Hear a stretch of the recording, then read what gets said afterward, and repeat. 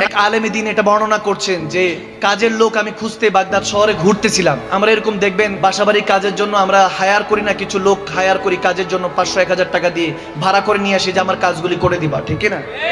তো এরকম কাজের লোক খুঁজতে গেলেন বাগদাদ শহরে। যখন গেলেন দেখেন যে ওখানে একটা যুবক বসা, চেহারাটা নুরানি, এত সুন্দর নুরানি চেহারা, দেখে বোঝা যাচ্ছে নামাজি। সুবহানাল্লাহ, নামাজি ব্যক্তি।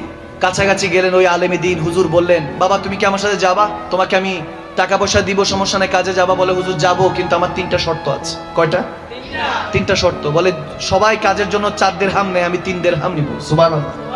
বলে 3 দিরহাম নিব। বলে এটা তো ভালো অপরচুনিটি, খুব ভালো, সবাই 4 দিরহাম নেয়, এখন তুমি 3 দিরহাম দিবা, খুব ভালো, চলো। বলে আরেকটা দ্বিতীয় শর্ত শুনেন। দ্বিতীয় শর্ত হলো যখন হাইয়া আলাস সালাহ বলে মসজিদে মুয়াজ্জিন আযান দিবে, তখন আর আমি আপনার কর্মচারী না, তখন আমি কর্মচারী কার? আওয়াজ দেন না কার?